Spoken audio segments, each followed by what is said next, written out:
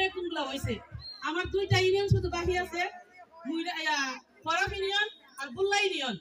আমার পুরা লাখাই উপজেলার মধ্যে 2টা ইউনিয়ন আমার বাকি আছে স্যার। ইনশাআল্লাহ আমি 18 তারিখের আগে 2টা ইউনিয়নের কাজ আমি শেষ করব। আপনারা সবাই যারা আছেন আমার সাথে, আপনারা কি সবাই একমত আছেন? আমরা যে আশা নিয়ে কাজ করতেছি, আমরা যে আশা নিয়ে মাঠে নামছি, আল্লাহর রহমতে আমরা তো বিফল হব না। একদিন হোক 5 দিন পর হোক আমরা সুফল পাবো।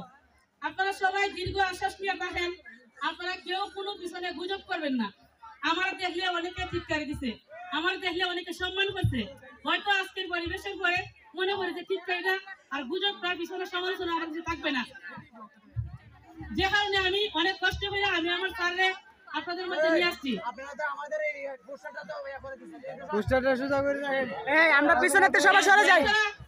আমাদেরকে যে 2জন ব্যক্তি, আমাদের সংস্থার যে 2জন ব্যক্তি আমাদেরকে স্বপ্ন দেখাইছে, যে স্বপ্ন দেখাইছে, ওনারা অন্তিম বয়স্ক লোক, আমার বাবার বয়সী লোক, তাদেরকে আপনাদের সবার পক্ষ থেকে আমরা শতভাগ স্যালুট জানাই। শতভাগ আমরা স্যালুট জানাই। এটা বাংলাদেশের একটা আন্দোলন।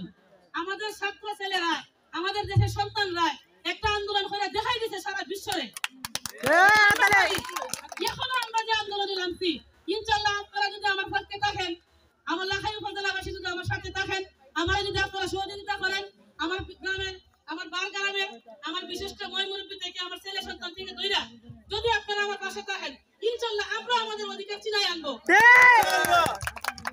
18 তারিখে আমরা সবাই ঢাকায় উপস্থিত থাকবো। আমার সাথে আপনারা দেখে যাইবেন।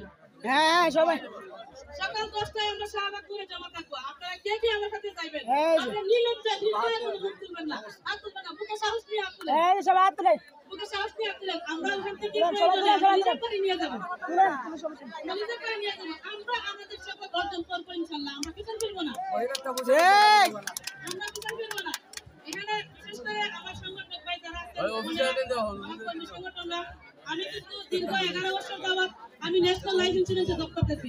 আমার এলাকার মানুষ কিন্তু চিনে আমারে, আমি ইন্স্যুরেন্স কর্মী।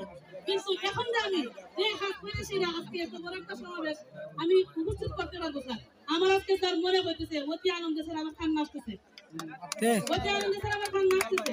আমার আজকে একটা গৌরব, আমার একটা সৌভাগ্য, এতগুলো লোক আপনারা যে আমার কাছে আপনারা আসছেন, আমি আপনাদের সবার কাছে কৃতজ্ঞ।